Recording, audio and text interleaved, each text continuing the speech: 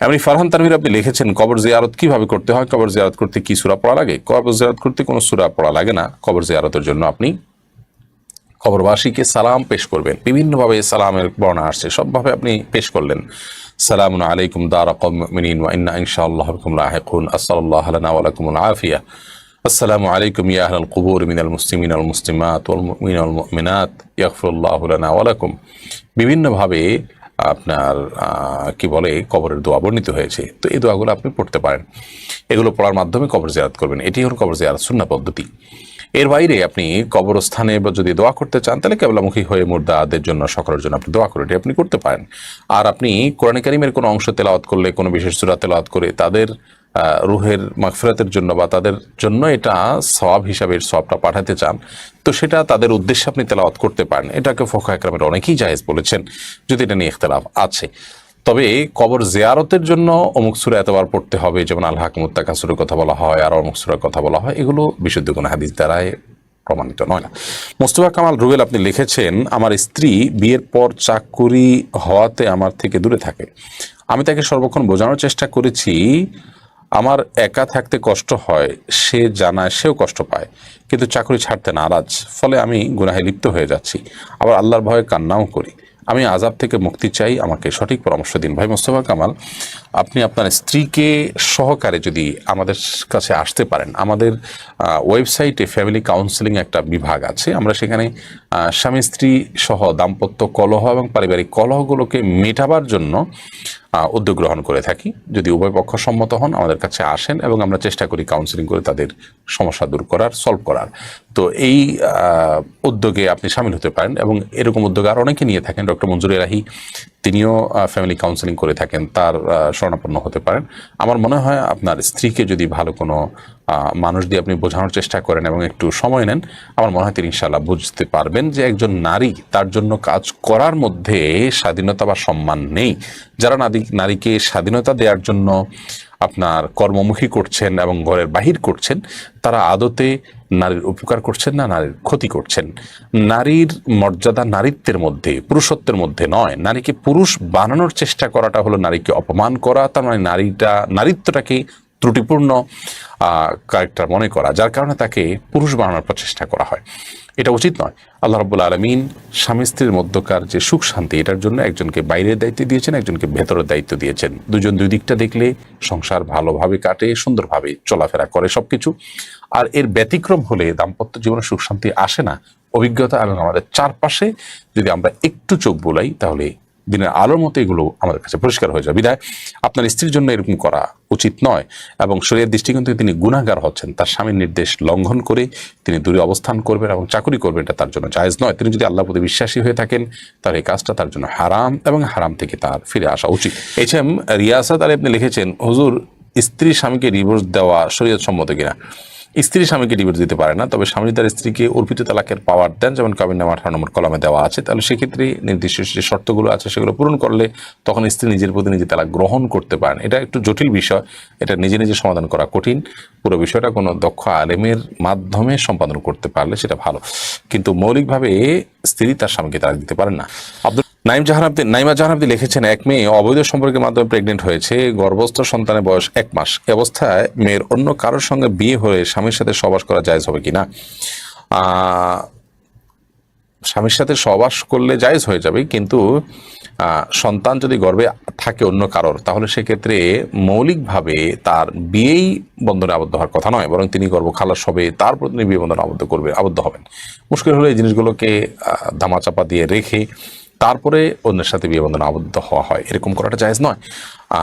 যদি কেউ বিবাহ কারোর হয়ে যায় এবং স্বামী স্ত্রী সহবাস হয়ে যায়, তাহলে সেক্ষেত্রে আপনার বিশেষ করে যদি স্বামী তিনি জানেন না, তো এরকম হলে তিনি গুনাহগার হবেন না। কিন্তু স্ত্রী ইচ্ছাকৃত এটা লুকিয়ে অন্যের কাছে বিয়ে বন্ধনে আবদ্ধ হলেন এবং অন্য স্বামীর সাথে সহবাস করলেন, এটা তার জন্য জায়েজ নয়। কারণ হলো নবী করিম সাল্লাল্লাহু আলাইহি ওয়াসাল্লাম বলেছেন যে তোমাদেরকে ওয়ালা ইয়াসকি আহাদুকুম যারা আগাইরি, তোমাদেরকে যেন অন্যের ফসলে অন্যের খেতে যেন তিনি পানি সিঞ্চন না করেন। অর্থাৎ অন্যের স্ত্রী বা অন্যের সন্তান কারো গর্ভে আছে, এমত অবস্থায় তার সাথে যেন সহবাসে লিপ্ত না হয় বা তাকে যেন বিয়ে না করেন। অতএব এরকম পরিস্থিতিতে গর্ভস্থ সন্তানের প্রসব হবে, তারপর তিনি অন্যত্র বিয়ে বন্ধনে আবদ্ধ হবেন, সেটি হলো মূল।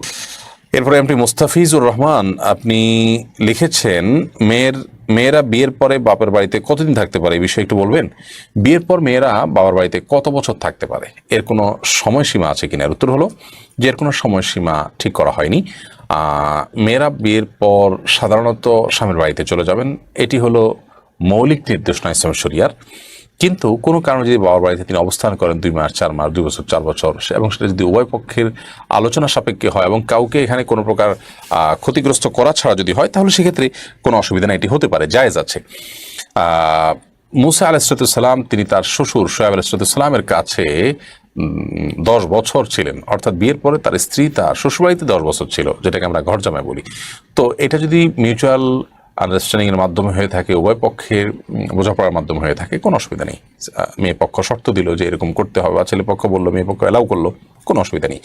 তবে ছেলে পক্ষ যদি মেয়েকে তুলে না নেয় এবং ঘড়িমসি করে এবং বিয়ের পরে শ্বশুরবাড়িতেই ওই মেয়েকে লালন পালন করতে বাধ্য করে শ্বশুরবাড়ির লোকজনকে, তাহলে সেক্ষেত্রে সেটা অন্যায় হবে, সেটা জুলুম হবে ছেলের জন্য। মেয়ে পক্ষ সম্মতি হয়ে করছেন, সন্তুষ্ট জিতে করছেন, বরং তারা আগ্রহী হয়ে করছেন, সেটা ভিন্ন কথা, সেটার জন্য কোনো সমস্যা ঠিক করা নেই।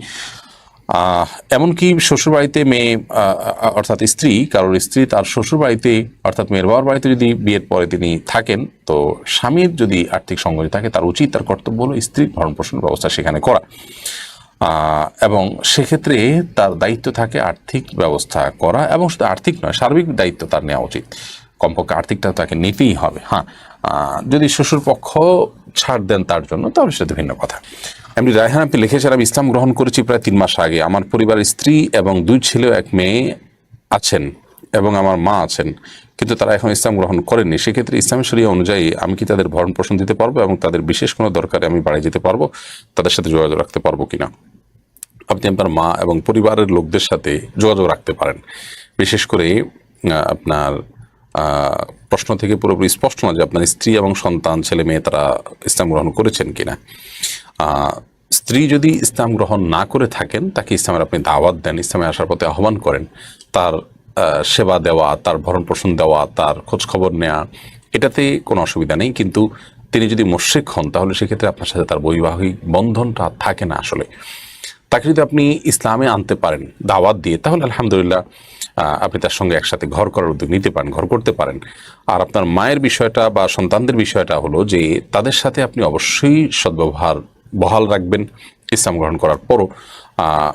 অন্যান্য ধর্মের মতো ইসলামে এরকম কোনো কথা নেই যে অন্য ধর্মাবলম্বী মানুষের সাথে মিশলে, তার সাথে থাকলে, তার কাছে গেলে নিজের জাত চলে যাবে, ইমান চলে যাবে, এরকম কোনো কথা ইসলামে নেই। মানুষকে মানুষ হিসাবে ইসলাম মর্যাদা দেয়, যার কারণে একজন অন্য ধর্মাবলম্বী মানুষ হলেও তার সাথে উঠা বসা করা যায়, তার সাথে কাজ কারবার লেনদেন যে এবং সাধারণ যে কাজগুলো আছে সেগুলো করা জায়েজ আছে।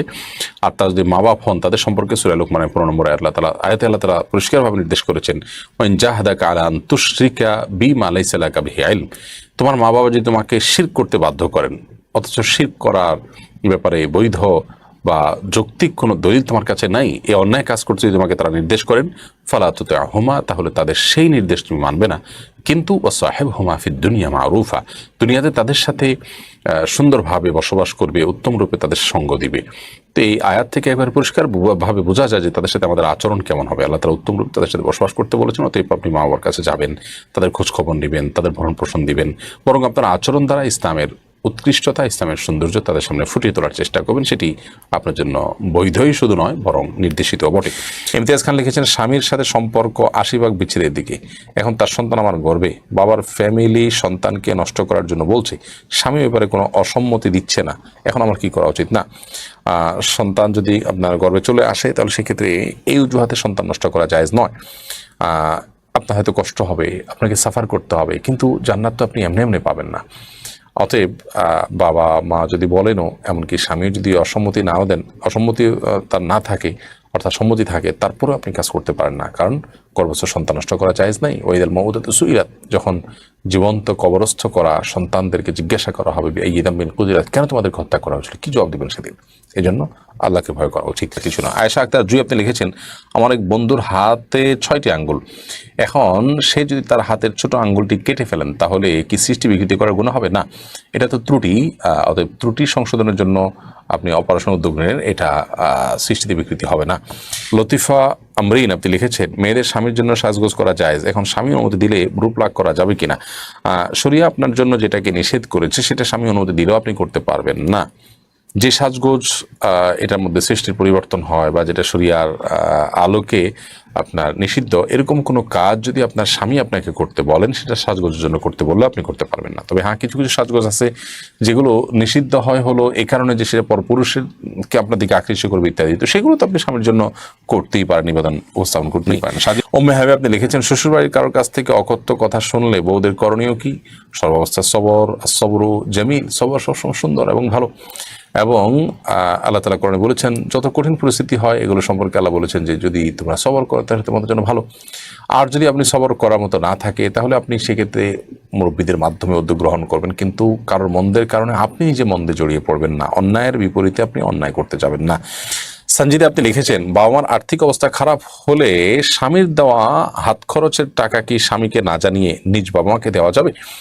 স্বামী যে হাত খরচের টাকা দিয়েছে এটা যদি আপনাকে মালিক বানায় দেন এবং স্বাধীনতা আপনাকে দিয়ে দেন যে আপনি যা খুশি তা করেন, হিসাব সে না নেয় এবং তার মৌন সম্মতি আপনি জানেন যে এক্ষেত্রে তার কোনো আপত্তি নেই, তাহলে সেক্ষেত্রে আপনি এটা করতে পারেন। আর যদি ব্যাপারটা এরকম না হয় বরং তিনি আপনাকে তার সংসার চালানোর দায়িত্ব দিয়েছেন, সেক্ষেত্রে আপনি তার পক্ষ থেকে দায়িত্বপ্রাপ্ত মাত্র, এক্ষেত্রে অতিরিক্ত টাকা তাকে আপনি ফেরত দিতে হবে, এটা আপনি আপনার মন মতো খরচ করতে পারবেন না। আর যদি তার পক্ষ থেকে সমর্থন থাকে বা আপনি তাকে বলেন যে অতিরিক্ত কিছু থাকে এগুলো আমি যা খুশি করি, তুমি আপত্তি করিও না, খারাপ কিছু করবো না, তাহলে সেক্ষেত্রে তিনি যদি সম্মতি দেন তা আপনি করতে পারেন খরচ। তারপরে জি আরডি থেকে আপনি লিখেছেন আমার বাসায় আমার মা আর বোন আছেন, তাদের সামনে আমার টাকনোর উপরে কাপড় রাখতে পারবো? পারবেন, কোনো অসুবিধা নেই, টাকনোর উপর কাপড় রাখলে অসুবিধা নেই, যেহেতু আপনার মা এবং বোন আছেন যারা আপনার মাহরাম মহিলা, কোনো অসুবিধা নেই। খালেদ সাইফুল্লাহ আপনি লিখেছেন টুপি ছাড়া কি নামাজ আদায় হবে? টুপি ছাড়া নামাজ আদায় হয়ে যাবে, টুপি না পড়লে নামাজ হবে না এমন কোনো কথা নেই। অনেকে এটাকে নামাজ জন্য পূর্ব শর্ত মনে করেন, মাথা খালি রেখেও নামাজ পড়লে নামাজ হয়ে যাবে, তবে উত্তম এবং ভালো হয় মাথা ঢেকে নামাজ পড়া। এর মানে এই নয় যে টুপি না থাকলে নামাজ পড়া যাবে না, টুপি না থাকলেও খালি মাথাতে নামাজ পড়া যাবে। এরপরে ইবনাত ওয়াইজ কারণে আপনি লিখেছেন আমি জানতে চাচ্ছি কোনো কারণে যদি পশ্চিম দিকে পা দিয়ে ঘুমোতে হয় তাহলে কি পাপ হবে? অনেকগুলো আমাকে বলেছেন পশ্চিম দিকে পা দিয়ে ঘুমালে গুনাহ হবে না, কারণ হলো কোনো হাদিসে আসলে পশ্চিম দিকে পা দেওয়ার পরে কোনো নিষেধাজ্ঞা নেই। পশ্চিম দিকে ফিরে টয়লেট করা এটা নিষিদ্ধ, কিন্তু পা দেওয়ার পরে নিষেধাজ্ঞা নেই। আবার কোনো আমাকে বলেছেন যেটা এক ধরনের কেবলার প্রতি শিষ্টাচার পরিপন্থী, বিধায় এটা অ্যাভয়েড করা উচিত, তবে দিলে যে গুনাহ হবে, বড় কোনো অপরাধ হবে ব্যাপারটা সেরকম নয় কারোর মতোই। জামশেদ আলম লিখেছেন অজু করার পর কোনো স্থান শুকনো দেখতে পেলে কি পুনরায় অজু করতে হবে? অজু করার পর যদি কোনো স্থান আপনি শুকনা দেখতে পান তাহলে সেক্ষেত্রে যে জায়গাটা আপনি শুকনা দেখলেন এই জায়গাটাতে আবার আপনাকে ধুইতে হবে। আর যদি সময় খুব মানে এখনো ওজোর অঙ্গগুলো শুকায় যায়নি এর মধ্যে আপনি দেখেছেন তাহলে জাস্ট ওই জায়গাটা ধুয়ে ফেললেই হবে। ইসরাত জাহান লিপি আপনি লিখেছেন রাতের গাছের কোনো ফল ছিঁড়লে কি কোনো সমস্যা হয়? অনেকে বলে রাতে টাকা দেয়া ঠিক না, ইসলামে কোনটা সঠিক জানতে চায় না। এগুলো কুসংস্কারের জন্য বিশ্বাস, রাতে দিনে যখনই প্রয়োজন হয় ফল ছেঁড়া যাবে, প্রয়োজন ছাড়া দিন রাতে কখনই ছাড়া উচিত না, প্রয়োজন হলে যখন তখনই ছেড়ে দেবে, কোনো অসুবিধা নেই। আর রাতে টাকা দিলেও কোনো অসুবিধা নেই, এগুলো যারা মনে করেন যে ক্ষতিকর বা অকল্যাণকর সেগুলো কুসংস্কার ছাড়া কিছু না। তাহিয়া আক্তার আপনি লিখেছেন মেয়েরা পর্দা করে অনলাইনে বিজনেস করতে পারবে কি? মেয়েরা পর্দা করে অনলাইনে বিজনেস করতে পারবে, কোনো অসুবিধা নেই, কিন্তু পর্দা করা বলতে কি বোঝায়? পর্দা করা বলতে শুধুমাত্র একটা বোরকা শরীরের উপরে আউড়ে দেওয়া নয়, পর্দার মানেটা কিন্তু অনেক ব্যাপক। শরীরের পর্দার যত বিধিবিধান আছে, পর্দার যত ক্রাইটেরিয়া এবং শর্ত আছে সবগুলো পূরণ করে যদি আপনি পর্দা পালন করেন এবং এরপরে যদি আপনি অনলাইনে ব্যবসা এখন করতেই পারেন। আজকাল দেখা যায় অনেক মেয়েরা বিভিন্ন পণ্যের মার্কেটিং করতে আসছেন ওপেন প্ল্যাটফর্মে, যেখানে নারী পুরুষ সবাই দেখছেন তাকে, তো সেখানে তিনি উপস্থাপন করতে এসে তার কোমল কণ্ঠের মধ্যে আপনার কৃত্রিমতা সৃষ্টি করে এবং এমনভাবে উপস্থাপন করছেন যে পর্দার মানে তার শরীরের উপস্থাপন বলেন, তার বক্তব্য বলেন, বিভিন্নভাবে শরীয়তের সীমানা লঙ্ঘন হচ্ছে, পর্দার সীমানা লঙ্ঘন হচ্ছে। তো পর্দা তো মানুষের ভয়েসের হয়, পর্দা তো তার শরীরের হয়, অনেকভাবে পর্দা হতে পারে, তো এর কোনোভাবে যদি লঙ্ঘন হয় তাহলে সেটা জায়েজ হবে না। আর যদি এরকমভাবে কোনোভাবে লঙ্ঘন না হয়, তিনি মেয়েদের প্ল্যাটফর্মে কাজ করছেন অথবা মেয়ে ছেলে সবার প্ল্যাটফর্মে মার্কেটিং করলেও সেখানে তিনি শরিয়ার পর্দার বিষয়গুলোর ব্যাপারে সিরিয়াস হয়ে যদি করেন ব্যবসা করতেই পারেন, কোনো অসুবিধা নেই। মৌসুমী আক্তার সাইদ আপনি লিখেছেন আমার বাচ্চা পেটের মধ্যে মারা গেছে, ধৈর্য ধরলে ওই বাচ্চা আমাকে জান্নাতে নিবে, কিন্তু মন খারাপ হয়, কান্নাকাটি করি, এটা তো আমার ধৈর্য নাই বলে গণ্য হবে না। কান্নাকাটি বা মন খারাপ হওয়া এটা অধৈর্য হওয়া নয়, বরং এটা মানুষের স্বভাবজাত বিষয়। নবী করিম সাল্লাল্লাহু আলাইহি ওয়াসাল্লাম সন্তানের মৃত্যুর পর তিনি কেঁদেছেন, তার চোখের পানি এসেছে, এটা দর্শনীয় নয়। কিন্তু আল্লাহর এই ফয়সালার কারণে আল্লাহকে অভিযোগ দায়ের করে আপত্তিকর মন্তব্য করা কিংবা জামা কাপড় ছেঁড়া, জিনিসপত্র আছাড় ফেচাড় করা, এগুলোর মাধ্যমে নিজের অসন্তোষ প্রকাশ করা হয়, সেটা হলো অধৈর্যশীল হওয়া। রফিক ইসলাম আপনি লিখেছেন, আমার পরিবারে কোনো সন্তানাদি নেই, এমত অবস্থায় একটি অনাথ মেয়ে সন্তানকে দত্তক হিসেবে নিতে চাই, যার মা তাকে জন্মদানের সময় মারা যায়। এবারে আপনার পরামর্শ চাই। আপনি এটা করতেই পারেন, কোনো অসুবিধা নেই, কিন্তু তার মূল বাবা মার পরিচয় সবসময় আপনি স্বাভাবিক রাখবেন এবং তাকে লালন পালন করবেন আল্লাহকে সন্তুষ্ট করার জন্য, এটা আপনি করতেই পারেন।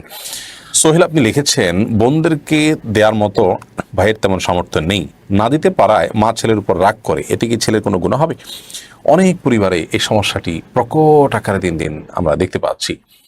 মায়েরা চায় যে ছেলেরা মেয়েদেরকে দেখ, অথবা ছেলেরা অন্য ছেলেদেরকে দেখ যারা দুর্বল, বা মায়ের দৃষ্টিতে দুর্বল, বাবা দুর্বল মনে করেন তাদেরকে। অথচ যার কাছে মায়ের রেসপেক্ট বা চাহিদা প্রত্যাশা, তার হয়তো এত সামর্থ্য নেই। তো তার সামর্থ্য না থাকলে মা যদি তার প্রতি অন্যায়ভাবে এক্সপেক্ট করতেই থাকেন, প্রত্যাশা রাখতেই থাকেন, তাহলে সেক্ষেত্রে সে প্রত্যাশার কারণে সন্তান গুণাগার হয়ে যাবেন না। কারণ অন্যায় কোনো আবদার পূরণ করতে বা অন্যায্য কোনো আবদার পূরণ করতে সন্তান বাধ্য নন, বা এটা না করার কারণে তিনি গুণাগার হবেন না। তবে হ্যাঁ, তার যদি কোনো রকম সামর্থ্য থাকে, তাহলে সেক্ষেত্রে অন্তত মায়ের প্রতি তার যে কমিটমেন্ট আছে, মায়ের প্রতি তার যে কর্তব্য আছে, সেই কর্তব্যের জায়গা থেকে তিনি চেষ্টা করবেন যথাসম্ভব মাকে খুশি করার, মাকে সন্তুষ্ট করার। মায়ের সন্তুষ্টি এর বিনিময়ে তিনি জান্নাত লাভ করবেন। অতএব সেই চেষ্টা তার অব্যাহত গতিতে চালা উচিত। কিন্তু তার সামর্থ্য নেই, তারপরে মা চাপাচাপি করছেন, দুর্ব্যবহার করবেন না, কৌশলে মাকে বোঝাবেন এবং নিজের অপারগতার কথা তাকে জানাবেন। এতে মা বকুনি দিলে বকুনি খাবেন, সবর করবেন, কিন্তু বেয়াদবি করবেন না এবং মার প্রতি অসম্মান হয় এমন কোনো আচরণ করবেন না। এবং সম্ভব হলে তাকে কোনো আলেমের মাধ্যমে কাউন্সিলিং করার চেষ্টা করবেন, যাতে তিনি বুঝতে পারেন যে তার ভুলের জায়গাটা কোথায়। তারিকুল ইসলাম আপনি লিখেছেন, নামাজ অবস্থায় সামনের কাতার ফাঁকা স্থান পূরণ করা যাবে কি? যাবে, বিশেষ করে যদি আপনি ডানে বামে নড়তে না হয়, সোজা গিয়ে বা হালকা একটু শুধু ডানে বামে সরলেন, সরে কিন্তু কেবলামুখী ঠিক থাকলেন, আপনি সামনে গিয়ে কাতার শূন্য জায়গা পূরণ করে এটা করতে পারেন, কোনো অসুবিধা নেই। তানভীর আহমেদ শিপু আপনি লিখেছেন, যদি আমি হারাম খেয়ে আল্লাহর কাছে দোয়া করি, আল্লাহ যেন আমাকে হারাম বর্জনের তৌফিক দান করেন, আল্লাহকে আমার দোয়া কবুল করবেন? দেখুন, হারাম বক্ষণকারীর দোয়া কবুল হয় না, এবং যে দেহ হারাম দ্বারা গঠন করা হয়েছে সেই দেহের দোয়া কবুল হয় না, এটি হাদিসে পরিষ্কারভাবে প্রমাণিত। অতএব হারাম বক্ষণ করে আপনি আবার দোয়া করছেন, তো এই দোয়া বাহ্যিক কবুল হওয়ার কথা নয়, কিন্তু আল্লাহ তাআলা ইহসান করে যে কারোর দোয়া কবুল করতে পারেন। কেউ হারাম বক্ষণ থেকে বাঁচতে পারেন না কোনো কারণে, হয়তো নিরুপায় হয়ে আছেন তিনি, তো এর মানে এই না যে তিনি দোয়া ছেড়ে দিবেন। বিশেষ করে নিরুপায় ব্যক্তি নিরুপায় হয়ে যদি হারামে লিপ্ত হয়, তাহলে সেক্ষেত্রে সেটা তার জন্য শর্ত সাপেক্ষে কোনো পরিস্থিতিতে জায়েজ হতে পারে নিরুপায় হলে। তো অবস্থা যাই হোক না কেন, এই অবস্থায় তার দোয়া অব্যাহত রাখতে হবে এবং হারাম থেকে তাকে বেরিয়ে আসতে হবে। হারাম থেকে বেরিয়ে এসে দোয়া করলে সেটা হবে তার জন্য ফলপ্রসূ এবং কার্যকর দোয়া। তবে সাধারণ অবস্থাতে হারাম বক্ষণকারীর দোয়া কবুল হয় না। এমএসটি হোসনে আরা খাতুন আপনি লিখেছেন, ওযুর সময় মেয়েরা কিভাবে মাথা মাসা করবে? ওড়ার উপর দিয়ে করবে নাকি ওড়না মাথা থেকে সরিয়ে করবে? মেয়েরা ওযুর সময় মাথা মাসা করার জন্য তারা ওড়না সরিয়ে তারপরে ওড়না নিচ দিয়ে তারা মাসাও করবেন। সামিয়া আক্তার ইতি আপনি লিখেছেন, আমার শাশুড়ি যা ভাসুরের ছেলে আর আমি উমরা পালনে যেতে চাই, আমার মাহরাম নাই, আমি কি উমরা করতে পারবো? বোন, মাহরাম ছাড়া আপনি উমরা করতে পারবেন না। শুনেছি সৌদি সরকার এক্ষেত্রে আগে যে নিয়ম ছিল যে মাহরাম লাগবে উমরার ভিসার জন্য, হজের ভিসার জন্য, এটার ক্ষেত্রে শিথিলতা আরোপ করেছে। তো এটা সৌদি সরকারের ব্যাপার, শরিয়ার ব্যাপারে কোনো প্রকার পরিবর্তন করার, শরিয়ার কোনো বিধানকে পরিবর্তন করার এখতিয়ার সৌদি সরকার বা কারোরই নেই। যার কারণে সৌদি সরকারের এই সুবিধা যদি তারা দিয়েও থাকে, তারা যদি পরিবর্তন করেও থাকে, সেটা গ্রহণ করা আমাদের জন্য জায়েজ হবে না। নবী করিম সাল্লাল্লাহু আলাইহি ওয়াসাল্লাম বলেছেন যে ওয়ালা তুসাফিরুল মারআতু ইল্লা মা যি মাহরামিন, কোনো মহিলা মাহরাম ছাড়া সফর করবেন না। উমরার সফর হোক, হজের সফর হোক, যে কোনো সফর মাহরাম ছাড়া তাকে সফর করা তার জন্য জায়েজ নয়। বিধায় আপনার যা ভাসুরের ছেলে আপনার মাহরাম নন, বিধায় তার সাথে আপনি উমরা করতে পারবেন না। আপনি ওমরার জন্য হয় আপনার কোনো মাহরাম গেলে তার সাথে আপনি যুক্ত হওয়ার চেষ্টা করবেন, অথবা আপনি ওমরা করবেন না। আবেগ মেটানোর নাম কিন্তু দিন নয়, বরং দিন হলো আমরা আমাদের আল্লাহ রাব্বুল আলামিনের আদেশ নিষেধগুলোকে নবী করিম সাল্লাল্লাহু আলাইহি সাল্লামের নির্দেশনা মোতাবেক পালন করব। এর মধ্য দিয়ে যতটুকু দিন পালন হয় আলহামদুলিল্লাহ সেটাই আমাদের জন্য যথেষ্ট। তার এরপরে সোয়াইব ভুঁইয়া বাবু আপনি লিখেছেন, লেজারের মাধ্যমে শরীরের কোনো দাগ দূর করা যাবে কিনা? এতে কি ওযু গোসল এবং নামাজের কোনো সমস্যা হবে কিনা? প্রথম কথা হলো যে দাগ দূর করলে ওযু গোসলে কোনো সমস্যা নেই, কারণ আপনি তো নতুন কিছু সেখানে প্রলেপ দিচ্ছেন না, দূর করছেন। আর দ্বিতীয় কথা হলো যে দাগটা যদি এক ধরনের ত্রুটি হয়, ধরুন আপনার সৃষ্টিগতভাবে দেখা যায় যে কারো শরীরের কোনো অংশ হয়তো কালো হয়ে আছে, এই কালো অংশটা যদি দূর করা যায় কোনোভাবে, বা এরকম যদি কোনো কিছু হয় যেটা সৃষ্টিগতভাবে মনে হচ্ছে যে এক ধরনের ত্রুটি, আল্লাহ রাব্বুল আলামিন কোনো হিকমার প্রেক্ষিতে হয়তো সেটা দিয়েছেন, কিন্তু আপাত দৃষ্টিতে আমার কাছে সেটা মনে হচ্ছে যে আমার জন্য এটা, আমার শরীরের জন্য এটা ক্ষতিকর বা অসুবিধাকর, বা এটাকে আমি ত্রুটি মনে করছি, তাহলে সেটার চিকিৎসার অংশ হিসাবে এটা দূর করাতে কোনো অসুবিধা নেই। আব্দুল মতিন আপনি লিখেছেন, কোনো বাবা যদি ছেলেকে হারাম লেনদেনের নির্দেশ দেন তাহলে ছেলে করণীয় কি?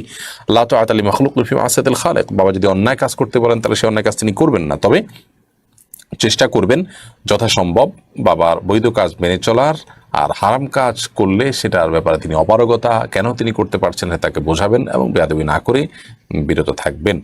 ওমর ফারুক আপনি লিখেছেন, আমি ছোটবেলা থেকে আজ পর্যন্ত মানুষের অনেক হক নষ্ট করেছি, চুরিও করেছি, এখন আমার জানা নেই কার হক নষ্ট করেছি, আমি তওবা করতে চাই, কিভাবে করব? যদি এত মানুষই করেছেন, কোথায় কার করেছেন অজানা থাকে, তাহলে আনুমানিক একটা ফিগার বের করে যে পরিমাণ অর্থ মানুষের আপনি নষ্ট করেছেন বা আত্মসাৎ করেছেন সে পরিমাণ টাকা দান করে দিবেন ওই ব্যক্তিদের তরফ থেকে, তাদের হক স্বরূপ, যে আল্লাহ যাদের আমি নষ্ট করেছি আপনি ভালো জানেন, তাদেরকে আপনি সব দিয়ে দিবেন, এই নিয়তকে আপনি দিবেন। এমনি এছাড়া এর পাশাপাশি আপনি তওবা করবেন নিজের কৃতকর্ম কারণে। আমি জানেন আপনি লিখেছেন, দান করার নিয়তে টাকা রাখলে পরে ওই টাকা খরচ করে ফেললে কি গুনাহ হবে? আপনি এমনিতেই রেখেছেন, পরবর্তীতে আপনি খরচ করে ফেলেছেন, দান আর করা হয় নাই, আপনি জাস্ট নিয়ত করেছেন এই টাকাটা দিবেন কিন্তু আর দিলেন না, তো এতে গুনাহ হবে না, কিন্তু এরকম করাটা অনুচিত। কারণ হলো আপনি ভালো কাজের নিয়ত করার পর সেটা পূরণ করাটাই হলো আপনার মরুয়াত এবং আপনার তাকওয়ার দাবি। কিন্তু যদি ব্যাপারটা এরকম হয় যে আপনি ধরুন জাকাতের টাকা আলাদা করেছেন, পৃথক করেছেন, বা মানতের টাকা পৃথক করেছেন, তাহলে সেক্ষেত্রে যেটা আপনি মানত করেছেন সেটা আপনি আল্লাহর রাস্তায় দান করবেন, সেটা আপনার ব্যবহার করা উচিত নয়। মাহফুজা বিনতে মাতিন আপনি লিখেছেন, অবিবাহিত মেয়ে মারা যাওয়ার পর বাবা মা মেয়ের নন মাহরাম বন্ধু বয়ফ্রেন্ডকে ইফতার, ঈদ ও অন্যান্য অনুষ্ঠানে দাওয়াত করলে এবং তাদের সম্পর্ক বজায় রাখলে কি মেয়ের আমলনামা গুনাহ লেখা হবে? না, এখানে যেহেতু কাজটা মেয়ে করছে না, অতএব বাবা মা করলে তাদের গুনাহ হবে তারা যদি কোনো অন্যায় কাজ করেন। অর্থাৎ ধরুন মা মেয়ের তথাকথিত ছেলে বন্ধু বা বয়ফ্রেন্ড তাদেরকে দাওয়াত দিলে, তারা সেখানে পর্দা লঙ্ঘন করলেন, তিনি গুনাহগার হলেন। আর তাছাড়া নন মাহরাম যে সমস্ত ছেলে বন্ধু আছে সেগুলোর কারণে তো মেয়ে নিজে গুনাহগার হয়েছেন। তো বাবা মা যদি সেই গুনাহটাকে অব্যাহত রাখেন তাহলে সেক্ষেত্রে তাদের স্বতন্ত্র গুনাহ হবে, আর মেয়ে যেটা করে গেছেন সেজন্য তিনি গুনাহগার হবেন, আল্লাহর কাছে তার জবাবদিহিতা হবে আল্লাহ তাআলার উপরে ন্যস্ত তার বিষয়টা। কিন্তু তার মৃত্যুর পর বাবা মা যদি কোনো অন্যায় করেন সেটা বাবা মার উপরে বর্তাবে, আর এর জন্য যদি তিনি দায়ী থাকেন, অর্থাৎ তিনি এটা শুরু করে দিয়ে গেছেন বা তিনি বলে গিয়েছেন বা তার ওসিয়ত ছিল, এরকম যদি হয় তাহলে সেক্ষেত্রে তো দায় তার উপরেও বর্তাবে। ফারহানা ইসলাম মাসুম আপনি লিখেছেন, সকালে দোকান খোলার সময় ঝাড়ু দেওয়া বা আনুষঙ্গিক অন্যান্য কাজের পাশাপাশি আগরবাতি জ্বালানোর বিধান কি? আগরবাতি আপনি সুগন্ধির জন্য জ্বালাতে পারেন, কিন্তু আগরবাতি জ্বালালে কল্যাণ হবে এমন বিশ্বাস থেকে করলে সেটা জায়েজ হবে না। হিন্দুরা অনেক সময় করেন তা অনেক কুসংস্কারচ্ছন্ন বিশ্বাসের কারণে, কিন্তু একজন মুসলিম এটি করতে পারেন না, তার জন্য এটি জায়েজ নয়। বিশেষ করে এটা করলে কল্যাণ হবে দোকানে এরকমটি মনে করলে আপনি কাস্টমার আসবে, সুগন্ধি জ্বালানো দরকার, সুগন্ধি মানুষের ভালো লাগে, সেই জায়গাতে আপনি করতে পারেন। মুজাম্মেল আপনি লিখেছেন, আল্লাহর ইচ্ছা ছাড়া গাছের পাতা নয় না, এই উক্তিটি ব্যবহার করে অনেক ব্যক্তি অপকর্ম করেও আল্লাহর দোহাই দেয়, এ বিষয়ে ইসলাম কি বলে? দেখুন, প্রথম কথা হলো যে আল্লাহ রাব্বুল আলামিন জানেন কোথায় কি হচ্ছে, আর আপনি যে কাজ করছেন এই কাজের জন্য আপনাকে আল্লাহ এক ধরনের ইচ্ছাধিকার দিয়েছেন, শক্তি সামর্থ্য দিয়েছেন, আপনি এই শক্তি ব্যবহার করে এটা করেছেন, সেজন্য আল্লাহর কাছে আপনি অপরাধী হবেন যদি অপরাধ করে থাকেন। আল্লাহ জানেন আপনি কি করছেন, ব্যাপারটি সেটা। আল্লাহর ইচ্ছা ছাড়া কিছুই হয় না, এবং যা হয় আল্লাহর ইচ্ছাতেই হয়, আল্লাহই চান, ব্যাপারটা সেরকম নয়, এটা এইভাবে সঠিক নয়। তার মানে কি চুরি করে সেটাকে আল্লাহ ইচ্ছা করছেন চুরি করার জন্য, এরকম না, তা না, ব্যাপারটা সেরকম নয়। যা হয় সবকিছু আল্লাহর ইলমে আছে, সবকিছু আল্লাহ জানেন, সবকিছু আল্লাহর জ্ঞাতসারে হয়, ব্যাপারটি হলো সেরকম। বাকি বান্দা কোনো কাজ করার জন্য যখন তিনি উদ্যোগ গ্রহণ করেন, সেটা ভালো হোক আর মন্দ হোক, এর উপর ভিত্তি করে তিনি আল্লাহর কাছে পুরস্কার এবং তিরস্কারের উপযুক্ত হন। মানুষ যখন তার চেষ্টাটা ব্যয় করেন তারপর আল্লাহ তার কাজটা সৃষ্টি করেন। অতএব এখানে মানুষের ভূমিকাটা মুখ্য, সেটাকে গৌণ বা ছোট করে দেখার কোনো কারণ নেই। জান্নাতুল মাকাম আইডি থেকে আপনি লিখেছেন, আমি এবং আমার স্বামী দুজনেই ডাক্তার। একজন কর্মজীবী ডাক্তার হওয়ার কারণে আমি রান্নাবান্নার কাজ সব সময় করতে পারি না। আমার মায়ের বাড়ি থেকে রান্না করে আনি, এর জন্য আমি মায়ের বাড়িতে কিছু টাকাও দিই, পাশাপাশি আমার যাবতীয় খরচ আমিই বহন করি। এমন অবস্থায় আমার আসলে কিভাবে আমার স্বামীকে সাহায্য করা উচিত? একজন স্ত্রী হিসাবে আমার দায়িত্বগুলো আসলে কি জানতে চাই। দেখুন, কর্মজীবী ডাক্তার হওয়ার কারণে আপনি রান্নাবান্নার কাজ সবসময় করতে পারেন না। আপনি মানুষের সেবা দেওয়ার জন্য, বিশেষ করে গাইনি ডাক্তার যারা হয়ে থাকেন তারা মেয়েদের সার্ভিস দিতে হয়। গাইনি ডাক্তার পর্যাপ্ত না থাকার কারণে পুরুষ ডাক্তারদের শরণাপন্ন হতে হয় মেয়েদের। তো এসব বিবেচনা করে আপনি তাদের সেবার উদ্দেশ্যে ডাক্তারি করছেন, পাশাপাশি আল্লাহ হয়তো অর্থ উপার্জনের একটা উপায় আপনাকে করে দিয়েছেন, আপনি নিচ্ছেন। তো এটা মৌলিকভাবে কোনো নিন্দনীয় নয়, বিশেষ করে পর্দার বিষয়গুলোকে আপনি যদি সেভাবে মেনে করতে পারেন তাহলে সেক্ষেত্রে আপনি করতেই পারেন। আর আপনার মায়ের বাড়ি থেকে আপনি রান্না করে আনেন বা অন্য কোনোভাবে আপনি রান্না করেন বা আপনি যতটুকু পারেন সেখানে চেষ্টা করেন, এটুকু যদি আপনি করেন ইনশাআল্লাহ বিদিনিল্লাহ আপনার দায়িত্ব আপনি পালন করছেন। বিশেষ করে আপনার স্বামী যদি বিষয়টাকে ভালোভাবে নেন, যেহেতু তিনি একজন ডক্টর, তিনি যদি বোঝেন এবং আপনার যদি তাকে বোঝানোর সক্ষম হন আপনি যে আপনি আসলে সেবার উদ্দেশ্যে আপনি কাজটা করছেন, কিন্তু আবার সংসার বা স্বামীর সেবার ব্যাপারেও আপনার কোনো প্রকার আন্তরিকতার ঘাটতি নেই, আমার মনে হয় তারা সমস্যা হওয়ার কথা নয়। তো এরকম পারস্পরিক বোঝাপড়ার মাধ্যমে যদি হয় তাহলে ইনশাআল্লাহ দিনে আল্লাহর কাছে আপনার কোনো দায় থাকবে না। আবিদা সুলতান আপনি লিখেছেন, এক বিতর্কিত অভিনেতা অভিনেত্রীর দম্পতির সন্তান হয়েছে। অভিনেত্রীর কারণে অনেকে তার নবজাতক শিশু সন্তানকে নিয়েও কটূক্তি করছেন। বাবা মায়ের ক্যারেক্টার খারাপ হলে সন্তানের উপরে কোনো প্রভাব পড়বে কিনা?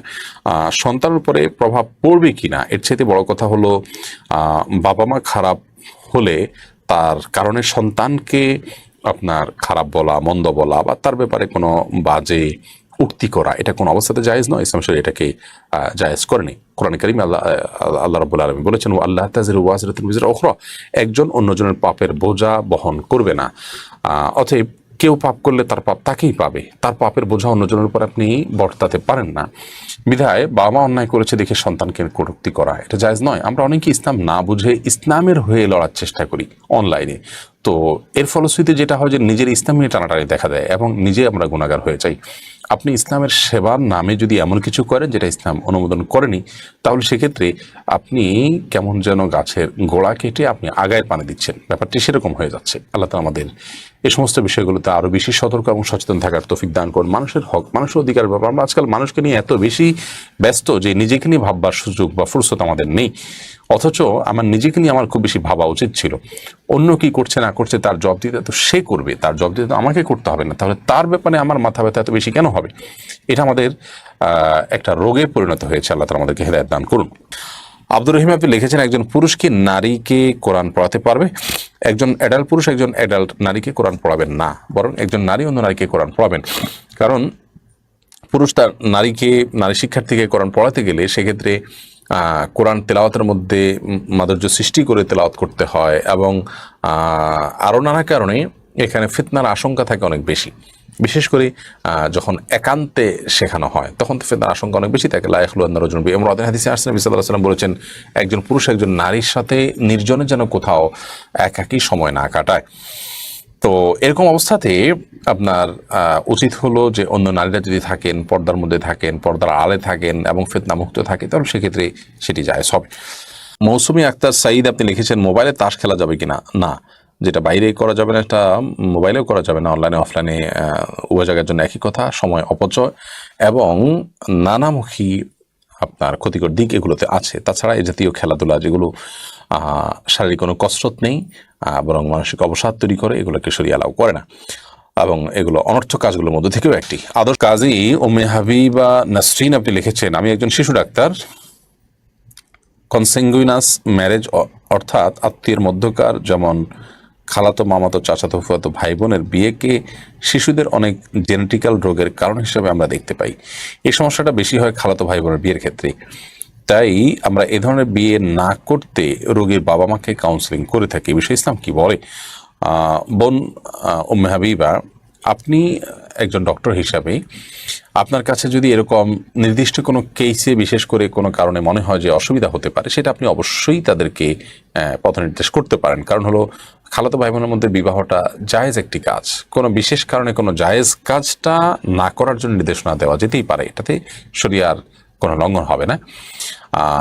যেহেতু কোনো ফরজ ওয়াজিব কাজ নয়, এটা জায়েজ কাজ, জাস্ট করলে করতে পারে কেউ। তো বিশেষ কারণে সেটা নিষিদ্ধ হতেই পারে, কিন্তু ঢালাওভাবে যদি মনে করা হয় যে না চাচাতো, ফুফাতো কিংবা খালাতো ভাই বোনের পারস্পরিক বিবাহ এটা নিশ্চিত ক্ষতিকর, তো আমি বলবো যে অভিজ্ঞতা তো সেটিকে প্রমাণ করে না। বরং আপনি যদি মিডল ইস্টে চলে যান তাহলে দেখবেন যে সেখানে তো ম্যাক্সিমাম বিয়ে শাদিতেই এই আপনার ফুফাতো, খালাতো, চাচাতো, মামাতো এরকম আত্মীয় স্বজনের মধ্যেই, এই ভাই বোনের মধ্যেই, অর্থাৎ ফুফাতো, খালাতো ভাই বোনের মধ্যে বিয়ে শাদী হয়, অর্থাৎ আত্মীয়ের মধ্যে বিয়ে শাদীতে বেশি হয়। কই তাদের সমাজে তো আপনি যেটা বলছেন যে এই ধরনের রোগের ছড়াছড়ি এই ধরনের বিয়ের পরবর্তীতে এরকমটি দেখা যায় না। তো আমি বলবো যে নির্দিষ্ট কোনো ব্যক্তির জেনেটিক্যাল প্রবলেম থাকতে পারে, সমস্যা হতে পারে, তার ক্ষেত্রে আশঙ্কাটা বেশি হতে পারে এবং বৈজ্ঞানিকভাবে সেটি প্রমাণিত হতে পারে বা আশঙ্কাটা জোরালো থাকতে পারে, তো সেরকম ব্যক্তিকে আপনি নির্দেশ করতে পারেন। কিন্তু ঢালাওভাবে এরকম আপনার আত্মীয় বিয়ের মধ্যে আপনি নিষেধাজ্ঞা আরোপ করতে পারেন না, যেহেতু শরিয়া এটাকে মৌলিকভাবে অনুমোদন করেছে। কারণ আল্লাহ বলেছেন তুহাররিমু মা আহাল্লাল্লাহু লাক, যা আপনার জন্য আল্লাহ হালাল করেছেন সেটাকে আপনি কেন হারাম করবেন। বিধায় হালালটাকে আপনি হারাম করতে পারেন না ঢালাওভাবে। হ্যাঁ, নির্দিষ্ট কোনো ব্যক্তির ক্ষেত্রে বিশেষ কোনো হেকমা, বিশেষ কোনো প্রয়োজনের প্রেক্ষিতে, বিশেষ কোনো গবেষণার আলোকে আপনি অবশ্যই তাদেরকে পথনির্দেশ করতে পারেন, এতে কোনো গুণ হবে না ইনশাআল্লাহ বিদিনিল্লাহ। গোলাম মাওলা লিখেছেন সাদ্দাদের বেহেশত সম্পর্কিত বর্ণনা কি সঠিক? সাদ্দাদ এই ব্যক্তি ইতিহাসে বিভিন্ন জায়গায় উল্লেখিত হয়েছেন। আল্লাহ তাআলার প্রতি ঈমান ছিল না, পৃথিবীর ইতিহাসের বড় বড় কাফের এবং আপনার আল্লাহ দ্রোহী মানুষগুলোর মধ্যে থেকে একজন। তো এই সাদ্দাদ নাকি বেহেশত তৈরি করেছে, জান্নাতের বিবরণ শুনে জান্নাতের আদলে জান্নাত তৈরি করেছে এবং সেখানে প্রবেশ আগে সে মৃত্যুবরণ করেছে ইত্যাদি ইত্যাদি, এরকম দীর্ঘ গল্প এবং ঘটনা আমরা অনেকে পড়ে থাকবো। এটি কোনো কোনো ইতিহাস গ্রন্থে, তাফসীর গ্রন্থে এসেছে, কিন্তু এই সম্পর্কে মুহাক্কিক ওলামায়ে কেরামের মন্তব্য হলো যে এগুলো ইসরায়েলি বর্ণনা, ইহুদিদের বিভিন্ন বর্ণনা থেকে এসেছে। মূলত নির্ভরযোগ্য কোনো বর্ণনায় সাদ্দাদের এই বেহেশত নির্মাণের যে ঘটনার কথা আমরা শুনতে পাই এবং বহুল আলোচিত, এটির কোনো ভিত্তি খুঁজে পাওয়া যায় না। এবং এবারে ইমাম ইবনে কাসির রাহিমাহুল্লাহ সহ অনেক মুফাসসির এবং মুহাক্কিক ওলামায়ে কেরামের মন্তব্য রয়েছে যে নির্ভরযোগ্যতার বিচারে এই ঘটনা প্রমাণিত নয়। অতএব এই ঘটনা আমরা বর্ণনা করব না এবং এটা বর্ণনা করার থেকে, শোনা থেকে, বলা থেকে আমরা বিরত থাকব। শরিয়ার যে বিশুদ্ধতার মানদণ্ড আছে, মাপকাঠি এবং মূলনীতি আছে, তার আলোকে এই ঘটনা প্রমাণিত নয় এবং ইসরায়েলি বর্ণনা থেকে আসছে এবং বানোয়াট কিসসা কাহিনী থেকে এগুলো আসছে। এরপরে মোকাররম হোসেন লিখেছেন নামাজের মধ্যে রুকুর সময় নির্দিষ্টভাবে কোথায় তাকিয়ে থাকবো? নামাজের মধ্যে সিজদার এরিয়ার মধ্যে আমাদের নজর থাকবে এবং সিজদার যে জায়গাটা আছে সেটার দিকে আমাদের নজর থাকবে নর্মালি।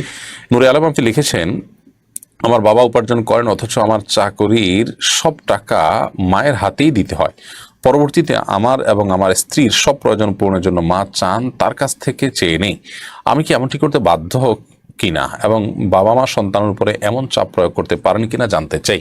ভাই নূরে আলম, মাসআলা যদি জিজ্ঞাসা করেন আমাকে, তাহলে তো আমি বলবো যে আপনার মায়ের এরকম আপনার উপরে বল প্রয়োগ করা এটা উচিত নয় এবং আপনার মা শরিয়া দৃষ্টিকোণ থেকে আপনাকে সকল সম্পদ, সকল উপার্জন করে তার কাছেই জমা দিতে বাধ্য করবেন, এ রাইট ইসলাম তাকে দেয়নি। কিন্তু মনে রাখবেন যে অনেক সময় এই জাতীয় পরিস্থিতিতে এসে মাকে খুশি করার জন্য কিছু কৌশল অবলম্বন করতে হয়। আপনি সেই কৌশল অবলম্বন করবেন।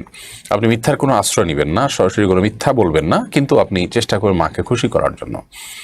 যে মা, এই যে আমার কাছে এই টাকাগুলো আছে, এগুলো আপনাকে দিলাম, সরাসরি মিথ্যা যেন না হয় সেটা মাথায় রাখবেন। মা যদি দেখেন যে আপনার টাকা তসরুফ করেন, ভাই বোনদেরকে দিয়ে দেন, যাচ্ছে তা করেন, তাহলে সেক্ষেত্রে আপনি বিনয়ের সাথে হয় মাকে বোঝাবেন, আর নাহলে কৌশলে এড়াবেন, আর না হলে সাপও মরে লাঠিও যেন না ভাঙে, অর্থাৎ মাও যেন কষ্ট না পান। আবার এদিকে আপনার সকল টাকা তার কাছে দেওয়ার পর আপনি একেবারে রিক্তহস্ত হয়ে যাবেন এবং তিনি যাচ্ছে তা করে বেড়াবেন, সে টাকার এমনটা যেন করতে না পারেন, সেই বিষয়টিও আপনি মাথায় রেখে একটু কৌশলী হবেন।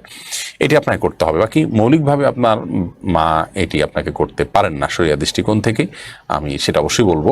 তবে আপনার চেষ্টা করা উচিত সমন্বয় করার এবং বোঝানোর। এক্ষেত্রে চালাকি করলে সেটা দোষণীয় হবে না, কিন্তু চালাকি করতে গিয়ে সরাসরি প্রতারণা বা সরাসরি মিথ্যা কথা, আপনার কাছে টাকা আছে, আপনি বলেন না মা আমার কাছে নাই, তো এটা তো জায়েজ হবে না। আপনাকে কৌশলী হয়ে সমস্যার সমাধান করতে হবে। ARMD সালিম আপনি লিখেছেন গরিব ব্যক্তিকে ব্যবসার জন্য টাকা দিলে সে যদি ফেরত না দিতে পারে সে টাকা কি জাকাত হিসেবে গণ্য করা যাবে? আমরা পরবর্তীতে জাকাত না দিয়ে ওই টাকা দিয়ে কাটানো যাবে কিনা? না, এটা করা যাবে না। বরং তাকে আপনি কিছু টাকা দিবেন, দিয়ে বলবেন যে ধরো তোমাকে এই টাকাগুলো দেয়, এই দেওয়ার সময় আপনি জাকাতের নিয়তে দিবেন। দিয়ে বলবেন এবার তোমার কাছে টাকা হয়ে গেছে, আমার ঋণ পরিশোধ করো, আবার আপনি ফেরত নিয়ে নেবেন। এভাবে আপনি করতে পারেন, কিন্তু আগে তাকে দিয়েছেন আপনি হয়তো লোন হিসাবে, এখন আপনি জাকাত হিসাবে সেটাকে কাউন্ট করতে পারবেন না, কারণ যখন দিয়েছেন তখন আপনি তো তাকে জাকাত হিসাবে দেওয়ার নিয়ত করেননি, একেবারে দিয়ে দিয়েছেন সে নিয়ত করেননি, আপনি তো লোন হিসাবে দিয়েছেন। এই জন্য যখন দিয়েছেন তখন আপনার কি উদ্দেশ্য বা কি নিয়ত আছে সেটি কিন্তু গুরুত্বপূর্ণ, বিধায় তার উপর ভিত্তি করে আপনার পরবর্তী বিধান প্রযোজ্য হবে। এমনি ইব্রাহিম তালুকদার আপনি দেখেছেন ঘরের টিনে প্রাণীর ছবি আছে, সেই ঘরে নামাজ পড়ে নামাজ আদায় হয়ে যাবে কিনা? এটা যেহেতু অনেক উপরে থাকে এবং দেখা যায় না পরিষ্কারভাবে, নামাজ হয়ে যাবে, কিন্তু সম্ভব হলে এ ধরনের টিন না কেনা, কিংবা কিনলেও সেটা যাতে বোঝা না যায় সে ব্যবস্থা করা উচিত। আর যদি একেবারে অস্পষ্ট থাকে পুরো ছবি, আকৃতি, চোখ, কান, নাক সবকিছু আলাদা পরিষ্কারভাবে বোঝা না যায়, তাহলে সেক্ষেত্রে অসুবিধা মোটেই নাই। ডিএম রুবেল আপনি লিখেছেন সরকারি রেটের চেয়েও বাড়িওয়ালা কখনো বেশি বিদ্যুৎ বিল নেন, যেমন সরকারি রেট 5 টাকা, বাড়িওয়ালা নেন 8 টাকা, অতিরিক্ত এই 3 টাকা কি বাড়িওয়ালা নিতে পারেন? না, তিনি অতিরিক্ত টাকা কেন নেবেন? অন্যায়ভাবে তিনি যদি কোনো টাকা নেন অতিরিক্তভাবে এবং তিনি এটাকে একটা মুনাফা অর্জনের মাধ্যম বানিয়ে নেন, সন্দেহিতভাবে এটা গুনাহ হবে এবং এটা হারাম হবে। এটা আকলুল আমওয়াল নাসিবিল বাতিলের অন্তর্ভুক্ত হবে। মানুষের সম্পদ অন্যায়ভাবে ভক্ষণ করা যে হারাম, যেটা ভক্ষণ করার জাহান্নামের আগুন পেটে প্রবেশ করানো একই জিনিস, সেরকম কাজ থেকে বেঁচে থাকার চেষ্টা তো অবশ্যই করতে হবে। জাহাদ হোসেন আপনি লিখেছেন আপনার পিতা যে ওসিয়তগুলো দিয়ে গেছেন পালন করার জন্য, সেগুলো বিষয়ে যদি কিছু বিস্তারিত বলতেন। দেখুন, আমরা ওসিয়তের একটা পৃষ্ঠা প্রচার করেছি, আর পৃষ্ঠা প্রচার করিনি। আরেক পৃষ্ঠাতে তিনি তার বিভিন্ন লেনদেন, দেনা পাওনা এবং শরিয়া দৃষ্টিকোণ থেকে তার পরিত্যক্ত সম্পদ যেন বন্টন করা হয়, শরিয়া লঙ্ঘন যেন না হয়, বিষয়ে তিনি ওসিয়ত করেছেন, যেটা সঙ্গে তার দেনা পানা এবং তার হিসাব নিকাশের ব্যাপার স্যাপার ছিল, সেজন্য আমরা ওটা প্রকাশ করিনি। বাকি যে পৃষ্ঠা আমরা প্রকাশ করেছি ফেসবুকে, সেটাতে আপনারা দেখেছেন যে তিনি কি বলেছেন। আলহামদুলিল্লাহ, আমরা সেগুলো মানার চেষ্টা করছি। তিনি আমাদের সন্তানদেরকে সবাইকে হাফেজে কোরআন যেন বানাই, সেজন্য তার আবদার ছিল, তার দাবি ছিল। সেই সাথে আমরা নিজেরা যেন দিনের উপরে চলি, আল্লাহর মুখী থাকি, আমরা যেন গাফিল না হই, আল্লাহর স্মরণ যেন সবসময় রাখি, এটার জন্য তিনি ওসিয়ত করেছেন। আলহামদুলিল্লাহ, এই ওসিয়তটা আমরা মানার চেষ্টা করছি। বিশেষ করে জানার পর থেকে আমাদের মধ্যে দায়িত্ববোধ আরও বেড়েছে, এবং যখনই আমাদের এই ওসিয়তের ব্যত্যয় কোনো কিছু হওয়ার মতো পরিবেশ হয়, তখনই সাথে তার ওসিয়তের বিষয়টি আমাদের সামনে চলে আসে এবং আমরা অনুপ্রাণিত হই তার ওসিয়তকে প্রতিপালন করার। এখান থেকে বোঝা যায় বাবা মা আসলে বাবা মা বা যে কেউ তার অধীনস্থ বা ছোট ভাই বোন, সন্তান সন্ততি, তাদের জন্য ওসিয়ত করে যাওয়া যে কত গুরুত্বপূর্ণ, ওসিয়তের প্রভাব অনেক বেশি। তো এটা আমাদের সবারই করা উচিত। নবী সাল্লাল্লাহু আলাইহি সাল্লাম বলেছেন আব্দুল্লাহ ইবনে ওমর রাদিয়াল্লাহু আনহু হাদিসে, যে কারো ওসিয়ত করার মতো কিছু থাকলে সেজন্য ওসিয়ত করা ছাড়া একটি রাতও না ঘুমায়। তো আমাদের উচিত ওসিয়তনামা প্রস্তুত করে রাখা। জান্নাতি আইডি থেকে আপনি লিখেছেন গান বাদ্যের বিরুদ্ধে বলার কারণে নাকি হারামের একজন ইমামকে 10 বছর কারাদণ্ড দেওয়া হয়েছে। এরপরে আপনার মন্তব্য জানতে চাই। ঘটনা কি ঘটেছে আমি জানি না, তবে গান বাদ্যযন্ত্রের ব্যবহার এটা হারাম, এটার ব্যাপারে পৃথিবীতে উল্লেখযোগ্য কোনো উলামায়ে কেরামের কোনো দ্বিমত নেই, বরং মাযহাব চতুষ্ঠ সহ যত গুলো থট আছে, এই সকল থটের সকল উলামায়ে কেরাম একমত যে গানের কথামালার মধ্যে যদি অশ্লীল কোনো কিছু থাকে, অথবা গানের সাথে কথামালা ভালো হলেও তার সাথে যদি আপনার বাদ্যযন্ত্রের ব্যবহার হয়ে থাকে, সেটাকে ইসলাম শরীয়ত হারাম করেছে। সূরা লোকমানের 6 নম্বর আয়াতের ব্যাখ্যাও সেটি। আর নবী করিম সাল্লাল্লাহু আলাইহি সাল্লামের বহু হাদিস আছে, যে হাদিসগুলো থেকে পরিষ্কারভাবে বোঝে আসে যে গান এবং বাদ্যযন্ত্রের ব্যবহার এগুলো হারাম। আল গানা ইউমবিতুন নিফাক ফিল কলব কামা ইউমবিতুল মা ও আয-যারআ, পানি যেরকম শস্য ক্ষেতকে সুশোভিত করে, এটাকে যেরকম উৎপাদন করে, ঠিক মানুষের অন্তরে নেফাক এবং কপটতার বীজকে উৎপাদন করে গান এবং বাদ্যযন্ত্র। এজন্য এগুলোর মধ্যে যে ব্যক্তি ডুবে থাকে, তার দ্বারা আল্লাহর জিকির, আল্লাহর দিকে ধাবিত হওয়া, এটা সচরাচর খুব সহজ কাজ হয় না। অর্থাৎ একই লোক ইবাদতবন্দিতে খুব মশগুল, আবার এগুলোতেও আছে, এরকমটা আপনি দেখতে পাবেন না। এখান থেকে পরিষ্কারভাবে বুঝে আসে যে এগুলো শয়তানের অনেক বড় ফাঁদ, এবং এই ফাঁদে যে পা দিয়েছে তার জন্য দুর্ভোগ অপেক্ষা করছে। এই জন্য এইটি হারাম। অতএব এই হারামের ব্যাপারে যে কোনো আলেম ফতোয়া দিতে পারেন, সেটা হারামের ইমাম হলেও যদি তার কারণে তার উপরে কোনো খড়গ নেমে আসে, তারপরেও তিনি হকের উপর আছেন, সত্যের উপরে আছেন, এবং খড়গ যদি কেউ এই কারণে তার উপরে খড়গহস্ত হন, তারা জালিমের অন্তর্ভুক্ত হবে, এতে কোনো সন্দেহ নেই।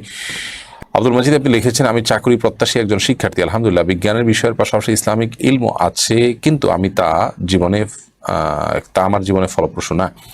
বিসিএস এর জন্য সবাই হন্যে হয়ে ছুটছে, আমিও। এর জন্য অনেকে আত্মহরণের পথ বেছে নিচ্ছে, এবারে কিছু নিশ্চিত করেন। ভাই আব্দুল মাজিদ, আপনাকে ইসলামী দর্শনটা বুঝতে হবে যে এই পৃথিবীতে আমরা এসেছি খুব অল্প সময়ের জন্য, আমাদের সবাইকে চলে যেতে হবে, অনন্ত অসীমকালের যাত্রা আমাদের সামনে আছে। অতএব এই সময়টুকু পার করার জন্য আমার খেয়ে পরে কোনো রকম বেঁচে থাকাটা আমার হলো মূল প্রয়োজন। এর পাশাপাশি আল্লাহ যদি আমাকে অনেক দেয়, আমি মানুষের কল্যাণ করতে পারছি, ভালো, বাট সেটা আমার মূল উদ্দেশ্য না। এটাকে মাথায় রেখে যদি আপনি এগোন, তাহলে এবার আপনার জন্য কোনো কিছুই জটিল হবে না, আপনার জন্য সব কিছুই সহজ হবে। কোনো রকম জীবন ধারণের একটা ব্যবস্থা, কোনো রকম হালাল একটা ইনকামের ব্যবস্থা, যার হাত পা আছে আল্লাহ তারা সুস্থ রেখেছেন, এরকম মানুষের জন্য কঠিন কিছুই নয়। আমরা অনেক কিছুকে আমরা নিতে পারি না আমাদের ইগোর কারণে, আমাদের তথাকথিত আত্মসম্মানের কারণে। এগুলো অনেক ক্ষেত্রে আমাদের দিন পালনে বড় ধরনের বাধার সৃষ্টি করে। তো আমি যদি আমার দৃষ্টিভঙ্গিটাকে পাল্টে নিই, তাহলে অনেক বেশি সহজ হবে। বিশেষ কোনো জাগতিক অ্যাচিভমেন্টের জন্য একজন মানুষ আত্মহরণের পথ বেছে নেবে, এটা তখনই সম্ভব যখন তিনি আখেরাতের প্রতি ঈমান তার কম থাকে বা দুর্বল থাকে কিংবা না থাকে, এবং দুনিয়ার বাস্তবতা যিনি না বোঝেন। দুনিয়া তো এরকম কোনো জায়গা নয় যেখানে আপনি পরিপূর্ণভাবে আপনি অন্তর লাগাই দিবেন, বরং এই দুনিয়ার সব কিছু আপনাকে ছেড়ে চলে যেতে হবে। যেটা ছেড়ে চলে যেতে হবে তার জন্য এত বেশি অস্থিরতা, এটা তো কোনো যৌক্তিক হতে পারে না। এই জন্য দুনিয়ার বাস্তবতা আমাদেরকে উপলব্ধি করতে হবে। আমি হালাল উপার্জনের জন্য আপ্রাণ চেষ্টা অবশ্যই করব, কিন্তু এর মানে এই নয় যে দুনিয়ার কোনো কিছু অধরা থাকলে আমি তার জন্য অস্থির বা ব্যাকুল হব। যে দুনিয়ার ক্ষণস্থায়ী হওয়ার বিষয়টি জানেন এবং আখিরাতের স্থায়িত্বের বিষয়টি বিশ্বাস করেন, তার জন্য দুনিয়ার কোনো কিছু ছুটে যাওয়ার কারণে খুব বেশি অস্থির হওয়াটা কখনোই মানানসই হতে পারে না। আলামিন, আপনি লিখেছেন, আমি একজন সৌদি আরব প্রবাসী। আলহামদুলিল্লাহ, আমার আল্লাহর রহমতে আমি 3 বার ওমরা করেছি। আমি যদি একবার ওমরা করি এক একজনের নামে, যেমন আমার মা বাবা নানা নানি দাদা দাদার নামে ওমরা করি, তাহলে কি ওনাদের পক্ষ থেকে ওমরা আদায় করা হবে?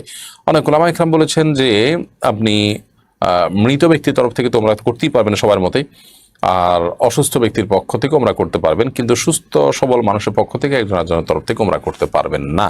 কারণ হলো এরকমটি হাদিস দ্বারা বর্ণিত নয়। কেউ অসুস্থ আসতে পারছেন না, তার তরফ থেকে হতে পারে, আর কেউ মৃত তার তরফ থেকেও হতে পারে। সাহাবা ইকরাম অনেকে মৃত মা বাবার তরফ থেকে করেছেন। অতএব যে কোনো আত্মীয় স্বজন মৃত তাদের তরফ থেকে করতে পারেন, অসুস্থ ব্যক্তির তরফ থেকে করতে পারেন।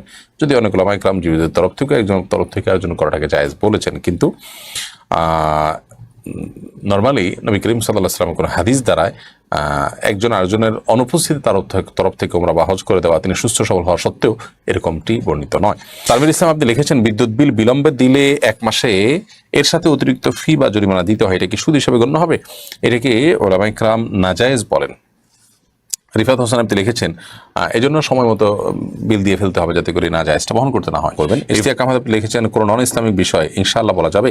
যেমন মনে করেন এই ভবিষ্যতে বার্সেলোনার ম্যাচে মেসি গোল দিবে ইনশাআল্লাহ, না, এগুলো জায়েজ নয়। এরকম ক্ষেত্রে ইনশাআল্লাহ বলা মানে হলো ইনশাআল্লাহর অপব্যবহার করা, এটা উচিত নয়। ইনশাআল্লাহর অপব্যবহার করা এটা ইনশাআল্লাহর প্রতি অমাননা বা আল্লাহর নামের প্রতি অমাননা হয়ে থাকে, এটা গর্হিত কাজ। এই কাজ থেকে আমাদের বেঁচে থাকতে হবে এবং বিরত থাকতে হবে। অনেকেই অনেক হারাম কাজের শুরুতে ইনশাআল্লাহ বলেন, এই ক্ষেত্রে ওই কাজটাকে এক ধরনের বৈধ কাজ মনে করছেন আপনি। নাজায়েজ এবং বৈধ কাজকে আপনি ইনশাআল্লাহ বলা মানেই হলো বা আলহামদুলিল্লাহ বলা মানে হলো এটাকে আপনি ভালো কাজ মনে করছেন। আর অন্যায়কে ভালো কাজ মনে করা, এটা কোনো কোনো ক্ষেত্রে কুফরি পর্যন্ত নিয়ে যেতে পারে, মানুষকে ঈমান হরণ হতে হয়ে যেতে পারে। খুব জঘন্য একটি বিষয়, আমরা না বোঝার কারণে অনেকে করি। ঠিক আদর্শ মায়ের আদর্শ সন্তানের আইডি থেকে আপনি লিখেছেন, প্রতিনিয়ত কি নাইট ডিউটি করা যাবে? কাজ 100 ভাগ হালাল, কিন্তু রাতেই করতে হয়, যেহেতু রাতের ইবাদত থেকে বঞ্চিত হতে হয়, তাই এই জন্য প্রশ্ন করা। না, এটা নিষিদ্ধ হওয়ার কোনো কারণ নেই। রাতের ইবাদত আপনার জন্য ফরজ নয়, তারপর আপনি মানে কাজের ফাঁকে ফাঁকে ইবাদত করার যদি সুযোগ থাকে, কোম্পানি বা মালিক পক্ষের থেকে অনুমোদন থাকে, 2-4-5 মিনিটের ব্যবহার করতে থাকে, আপনি করতে পারেন। আর দোয়া তো আপনি কাজের মধ্যেই আপনি করতে পারেন, কোনো অসুবিধা নেই। বিধায় নাইট ডিউটির নাজায়েজ হওয়ার কোনো কারণ নেই। এইসব মুজিবুর রহমান, আপনি লিখেছেন, বিয়েতে কোনো ভারী মেকআপ করে বিয়েতে কনে ভারী মেকআপ করে, এক্ষেত্রে তো কনের নামাজ হবে না, এ অবস্থায় করণীয় কি? যে কনে ভারী মেকআপ করে 2-4 ওয়াক্ত নামাজ নষ্ট করে বসে থাকেন বিয়ের অনুষ্ঠানের জন্য, তিনি আল্লাহর বিধান লঙ্ঘন করছেন, গুনাহগার হচ্ছেন, এবং বিয়েতে কখনো বারাকা হবে না। দিন বা ইসলামের বুঝ না থাকার কারণে আমরা নামমাত্র মুসলমান হলে তখন এই জাতীয় সমস্যাগুলো হয়। আপনার নামাজ পড়তে হবে, সেটা মাথায় রেখে আপনাকে সাজগোজ করতে পারেন। ভারী মেকআপ করেন, ভালো কথা, হয় আপনার ভারী মেকআপ করে আপনি নির্দিষ্ট ওয়াক্তের সালাতের আগ পর্যন্ত আপনি থাকবেন এই মেকআপে, তারপর আপনি মেকআপ রিমুভ করে সালাতে চলে যাবেন, এটা আপনাকে করতে হবে। যদি আপনি না করেন তাহলে সেক্ষেত্রে আপনি গুনাহগার হবেন, এবং এরকমটি অহরহ হচ্ছে। অনেক মেয়েরা নিজেরা 5 ওয়াক্ত নামাজি, কিন্তু বিয়ের দিন ঠিকই তারা এই কাজটি করে ফেলছেন। এগুলো সবগুলোই এই জন্য হয় যদি তার দিনের বুঝ না থাকে, বিয়ের ক্ষেত্রে অনেকে বেপর্দা থাকেন, অন্য সময় পর্দা থাকেন না, শুধু বিয়ের দিনের জন্য বেপর্দা হয়ে যান, এগুলো সবগুলো দিনের বুঝ না থাকার কারণে হয়। ছেলেদেরকে তারা না বুঝে থাকলে তাদেরকে বোঝানো উচিত। কামরুজ্জামান সরকার আপনি লিখেছেন, আমার ছেলে যে মাদ্রাসায় পড়ে সেই মাদ্রাসা উন্নয়নের জন্য নির্দিষ্ট পরিমাণ টাকা দেয়, তার বিনিময়ে মাদ্রাসা তার বেতন মওকুফ করেছে, পরবর্তীতে সেই সম্পূর্ণ টাকা ফেরত দিয়ে দেওয়া হবে, এটা কি সুদ হবে? আপনি যদি লোন দিয়ে থাকেন এবং তার বিনিময়ে আপনি যে সুবিধা নিচ্ছেন ছেলের বেতন আপনাকে মওকুফ করে দেওয়া হচ্ছে, এটা তো অবশ্যই সুদ হবে, এটা তো আপনার জন্য উচিত হবে না। মোস্তাকিম খান লিখেছেন, বর্তমানে আমাদের দেশে অনেক এলাকায় ছেলে মেয়েরা রাস্তা দিয়ে মানসিক প্রতিবন্ধী বা শারীরিক প্রতিবন্ধী ব্যক্তিরা হেঁটে যাওয়ার সময় তাদের নিয়ে ফাজলামি করে বা হাসি তামাশা করে, এ বিষয়ে আপনার মতামত দিন। আল্লাহ মাফ করুন, এরকম যদি কালচার আমাদের সমাজে গড়ে ওঠে তাহলে বুঝতে হবে যে আমাদের সমাজ ধ্বংসের দ্বারপ্রান্তে চলে গেছে। বিশেষ করে তরুণ সমাজ, তাদের মধ্যে নীতিনৈতিকতা তো এমনি হারিয়ে যাচ্ছে, কিন্তু সেটা যে তলানিতে গিয়ে ঠেকেছে এবং নীতিনৈতিকতা এটা যে কফিনে ঢুকে গেছে সেটি প্রমাণ হবে এই ধরনের ঘটনার মাধ্যমে। প্রতিবন্ধী যে সমস্ত মানুষগুলো আছে সেই মানুষগুলোকে নিয়ে উপহাস করা, এটা তো মানে মুসলমান তো বটেই, এটা তো একজন মানুষের মনুষ্যত্ব পরিপন্থী একটি কাজ। একজন মানুষ সৃষ্টিগতভাবে তিনি হয়তো দুর্বল বা অসুস্থ, আপনি তাকে নিয়ে ট্রল করা এটা রীতিমাত্র অমানবিক এবং পশুত্ব ছাড়া কিছুই নয়। পশুদের মধ্যেও এই ধরনের বর্বরতা নেই। আল্লাহ মাফ করুক, এগুলো হারাম কাজ। এ ধরনের কাজ যদি কেউ করেন তিনি গুনাহগার হবেন। হাসির ছলে মজার ছলে আমরা অনেক অন্যায় করি, যেগুলোর প্রতি আমাদের কোনো হোশ থাকে না, আমাদের সেন্স থাকে না, আমাদের লক্ষ্য থাকে না।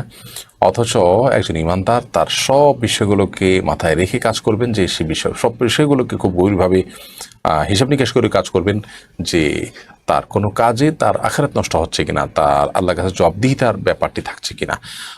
একেবারে সাধারণ বিবেক বুদ্ধি দ্বারা বোঝা যায় যে এই ধরনের কাজ কত জঘন্য অপরাধ এবং কত বড় ধরনের অন্যায়। একজন মানুষের মনের কষ্ট এবং বদদোয়া ধ্বংস হতে পারে আপনার পুরো জীবন। আল্লাহ আমাকে হেফাজত থাকার তৌফিক দান করুন। আপনি লিখেছেন, রেশন কার্ড বন্ধক নেওয়া কি সুদ হবে?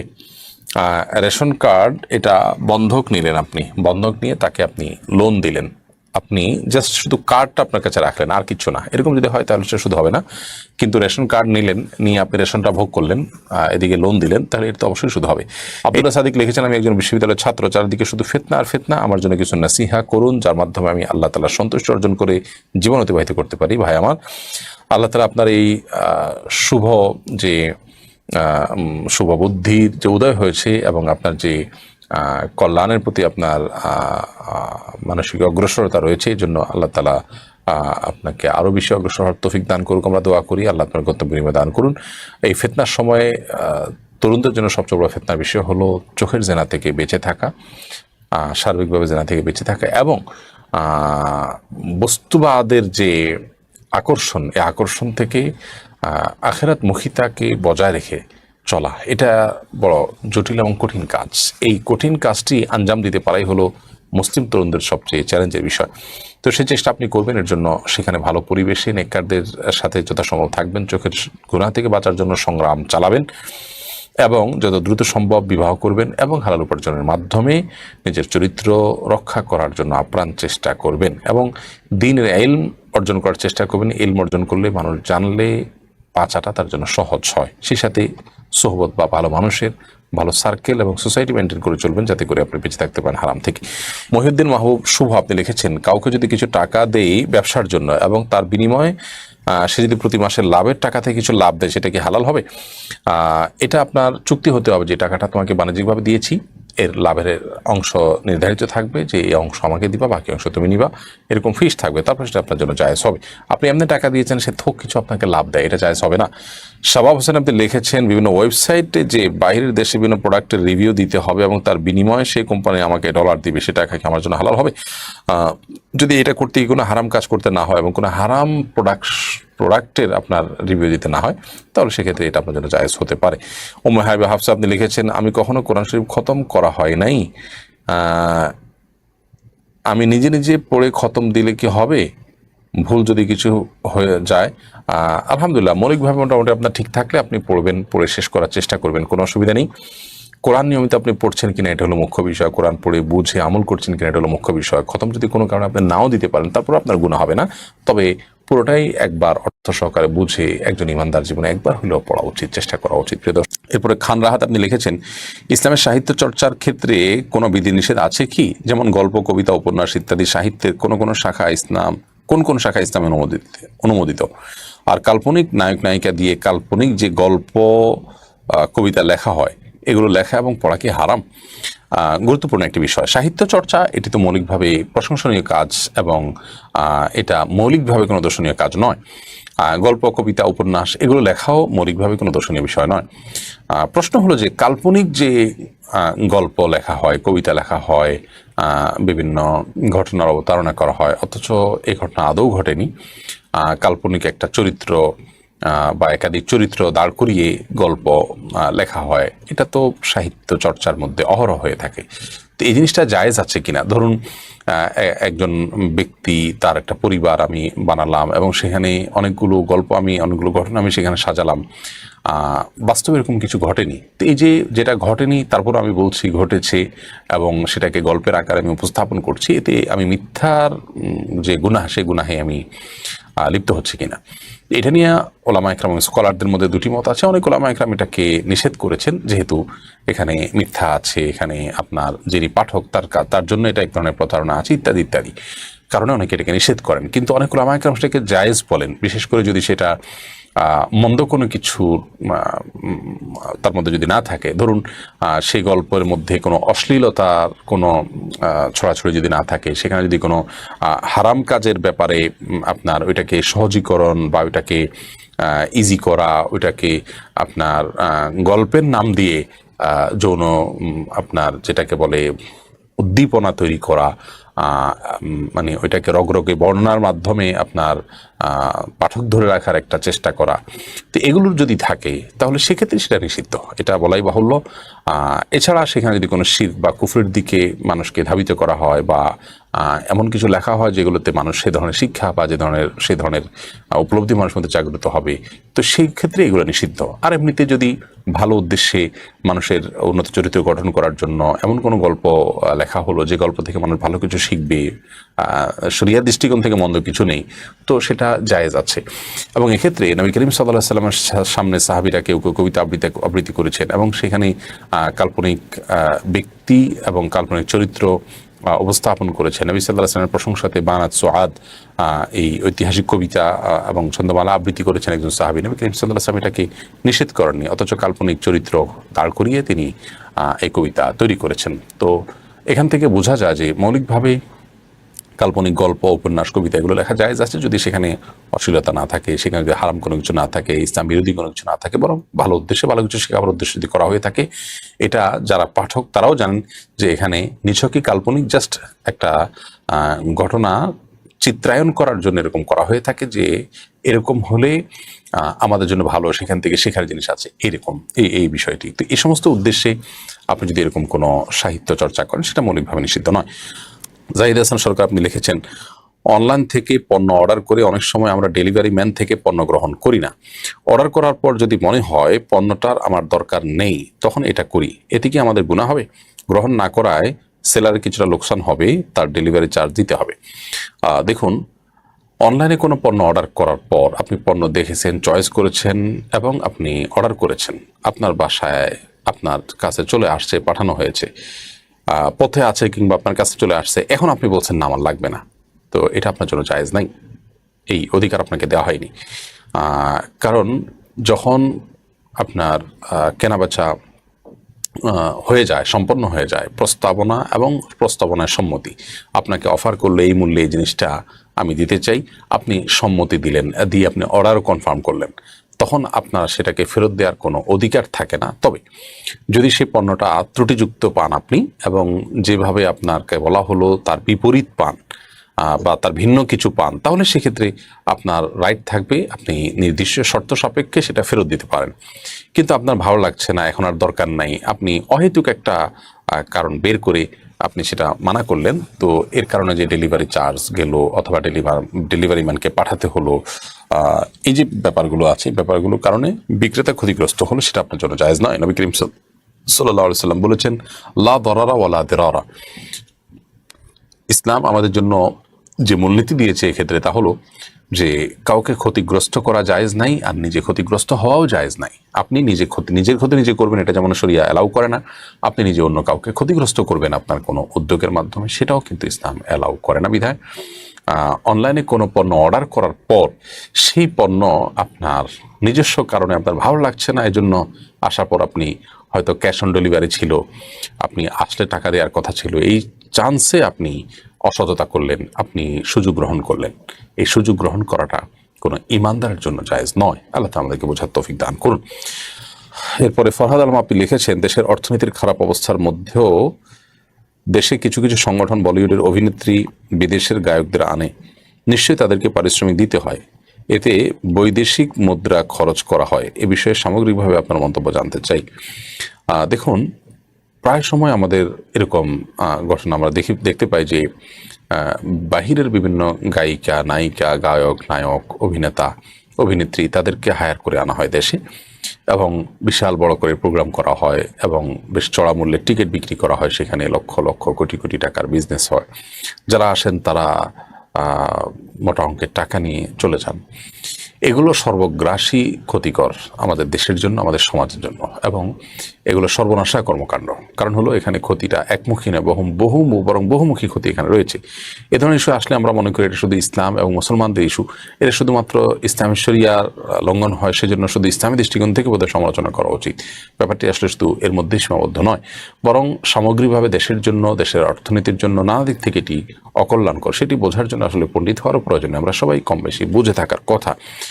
দেশে আমাদের মতো গরিব দেশে ডলারের রিজার্ভ কখনোই খুব বেশি থাকে না, অথচ এ ধরনের প্রোগ্রামের মাধ্যমে দেশের যে বৈদেশিক মুদ্রা সেটা আমরা বাহিরে পার করে দিচ্ছি, এবং বিনিময়ে কি আনছি? বিনিময়ে আনছি হলো এমন সংস্কৃতি যা থেকে আমাদের তরুণরা ধ্বংস হবে, বকে যাবে, নষ্টামির দিকে পা বাড়াবে, নীতি নৈতিকতা শিখবে না, ভালো কিছু শিখবে, আমাদের দেশের জন্য কল্যাণকর কিছু বই আনবে না। আমরা যদি আজ বাহির থেকে কোনো প্রশিক্ষক নিয়ে আমাদের তরুণদের স্কিল ডেভেলপমেন্টের জন্য উদ্যোগ নিতাম, তাদেরকে ভালো কিছু শেখাতাম, তাদের দক্ষতা বাড়াতাম, তাহলে এটা একটা পর্যায়ে প্রশংসনীয় হতে পারত। কিন্তু তারা এসে নেচে গেয়ে তরুণদের মধ্যে উন্মাদনা সৃষ্টি করে, এমনিতেই যেখানে মোরালিটি হারিয়ে গেছে, নীতিনৈতিকতা হারিয়ে গেছে, তরুণদের মধ্যে মূল্যবোধের অভাব, আদর্শ বলতে কিছু নেই, এই উন্মাদনার মধ্যে আবার তাদেরকে আরও উন্মাদ করে দিয়ে এমনিতেই বাবা মার প্রতি অবাধ্য অসামাজিক কর্মকাণ্ড করা, ধর্ম এবং নীতিনৈতিকতার বালাই থেকে দূরে সরে যাওয়া, এগুলোর কারণে অপরাধ প্রবণতা বৃদ্ধি হওয়া সহ নানা রকমের সমস্যা আমাদের সমাজে বেড়েই চলেছে। এর মধ্যে আবার বাহির থেকে সমস্ত লোকজন ভাড়া করে এনে তাদের জন্য যে টাকা খরচ করা হচ্ছে সেটা হলো একরকম খাল কেটে কুমির আনার মতো। নিজের দেশের টাকাটা বাইরে পাঠিয়ে দিয়ে বিনিময়ে যেন কুমির প্রবেশ করাচ্ছি আমরা।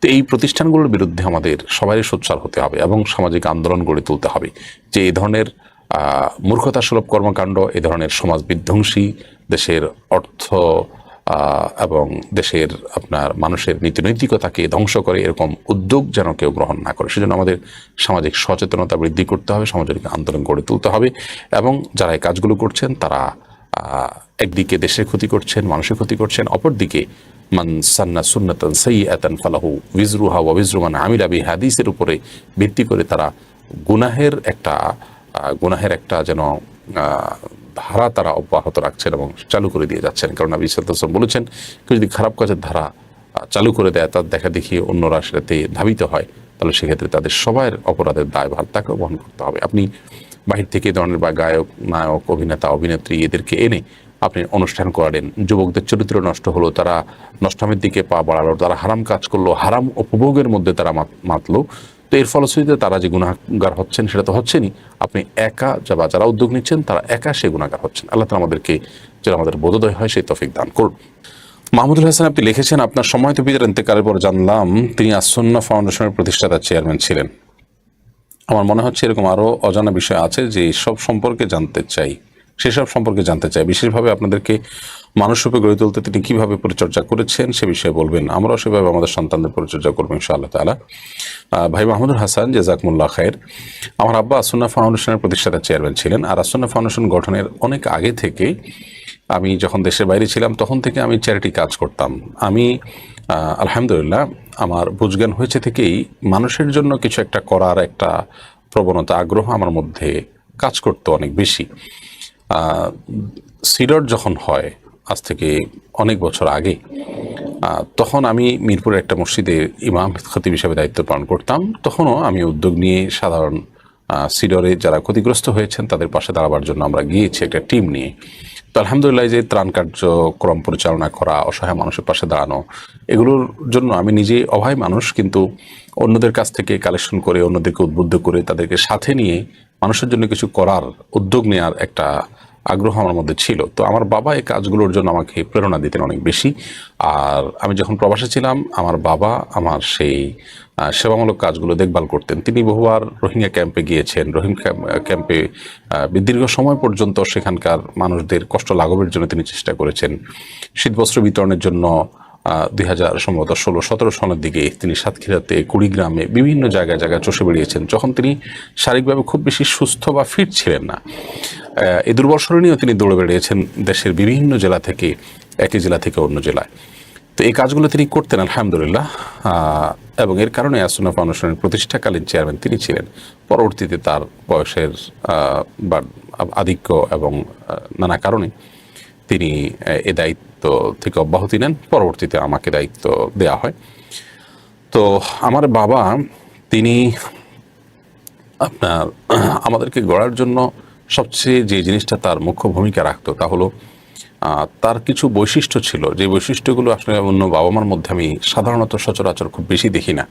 তার মধ্যে একটা হলো, তিনি আমাদেরকে যা নসিহা করতেন সেটা নিজে আগে আমল করতেন, এবং শুধু আমল করতেন না, সেটা তার মধ্যে আমল ছিল সবচাইতে গুরুত্বের সাথে। তিনি এত গুরুত্বের সাথে আমল করতেন যে আসলে ওই ধরনের গুরুত্বের সাথে আমল করতে কাউকে দেখাও যেত না। এর একটা প্রভাব সন্তান হিসাবে আমাদের উপরে কম বেশি পড়তো।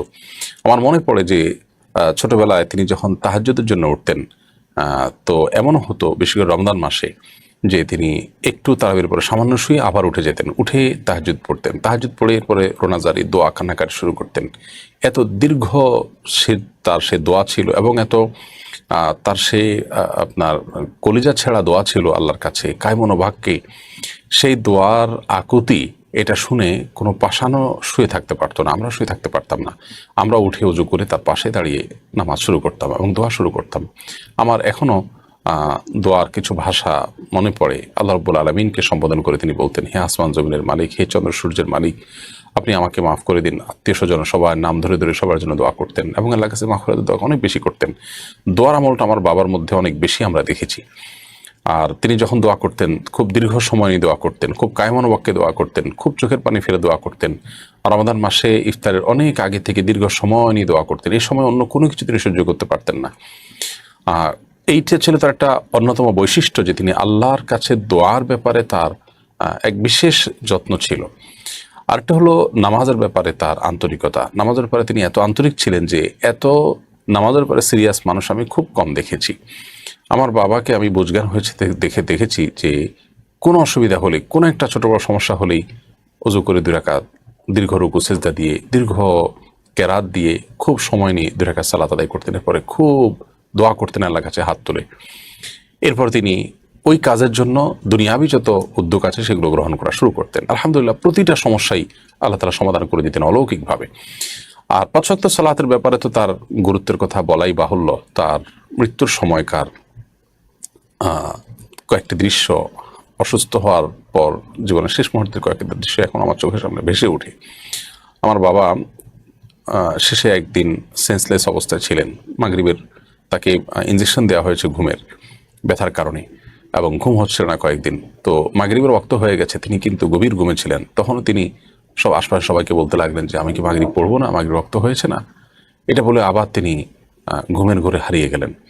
অর্থাৎ ওয়াক্ত হয়েছে, কোন ওয়াক্ত হয়েছে, ঘুমের মধ্যেও তার সেটার খবর থাকতো। এর একটু পরে আবার এশার ওয়াক্ত হয়েছে, তিনি উঠে দিব্যি পশ্চিম দিকে ফিরে একেবারে সালাম ফেরানো পর্যন্ত পুরো নামাজ পড়লেন, অথচ তার ওযু নাই, তার সেই সেন্সটুকু পর্যন্ত নাই। এরপর আবার তিনি গভীর ঘুমে হারিয়ে গেলেন। অর্থাৎ ঘুমের মধ্যেই তিনি নামাজ পড়তেন। আল্লাহু আকবার। এরকম অবস্থা আমি খুব বেশি মানুষের মধ্যে দেখিনি। এরপর হাসপাতালে নার্সদেরকে অস্থির করে ফেলতেন ওয়াক্ত হলে তায়াম্মুম মাটি দেওয়ার জন্য। আমাকে একজন নার্স বলেছেন যে আপনার বাবা কিভাবে যে টের পেয়ে যান ওয়াক্ত হয়েছে, ঠিক এক ওয়াক্তের পরে আরেক ওয়াক্ত হয়ে গেলে উনি টের পান, বলেন যে ওয়াক্ত হয়েছে না, আমাকে তেমন মাটি দাও। এবং এনআইসিউতে পর্যন্ত, যেখানে তার হাতে এখানে সুই, ওখানে আপনার স্যালাইন এবং নাকে আপনার নল, অক্সিজেনের পাইপ, এত কিছুর মধ্যেও দেখা গেল যে তিনি ওয়াক্ত হলে ঠিকই নামাজ পড়তেন। নামাজের পরে এত সিরিয়াসনেস আমি আর দেখিনি কোনো মানুষকে। তাহাজ্জুদ, ইশরাক এগুলো নিয়মিত তিনি করতেন। রমাদানের শেষ দশকে কখনো তিনি ঘুমোতেন না, সারা রাত জেগে বাদবন্দি করতেন। ফ্লাস্ক ভর্তি চা থাকতো তার পাশে, আমার মাকে সাথে রেখে তিনি বাদবন্দি করতেন। আর শেষ দশক আসলে তিনি মসজিদে চলে যেতেন, এতেকাফ করতেন। এতেকাফটা আমি শিখেছি আমার বাবার কাছ থেকে। অনেক আমল আমি আমার বাবার কাছ থেকে শিখেছি, যে আমলগুলো আসলে আমি হয়তো বাবার কাছ থেকে না শিখলে, শুধু কোরআন হাদিস পড়ে হয়তো শিখতে পারতাম না। মানুষ আসলে পড়ে বা শুনে যতটুকু শিখে তার চেয়ে দেখে শিখে অনেক বেশি। এই জন্য আমাদের সন্তানদেরকে মানুষ হিসেবে গড়ে তোলার জন্য নিজেরা তাদের সামনে আদর্শ মানুষ হতে হয়, আদর্শ আমলের দৃষ্টান্ত তাদের সামনে স্থাপন করতে হয়। এগুলো দেখে সন্তানরা মূলত শিখে। তো এর পাশাপাশি কোরআন তেলাওয়াতের একটা বৈশিষ্ট্য বাবার মধ্যে ছিল, যে আব্বা অনেক বেশি কোরআন তেলাওয়াত করতেন। কোনো দিন কোরআন তেলাওয়াত ছাড়া থাকতে পারতেন না। একটা দিন যত ব্যস্ত হোক, যত ঝামেলা হোক, কোরআন তেলাওয়াত তাকে করতেই হবে, এই আকুতি তার মধ্যে ছিল। তিনি কোরআন তেলাওয়াত ছাড়া থাকতে পারতেন না সচরাচর।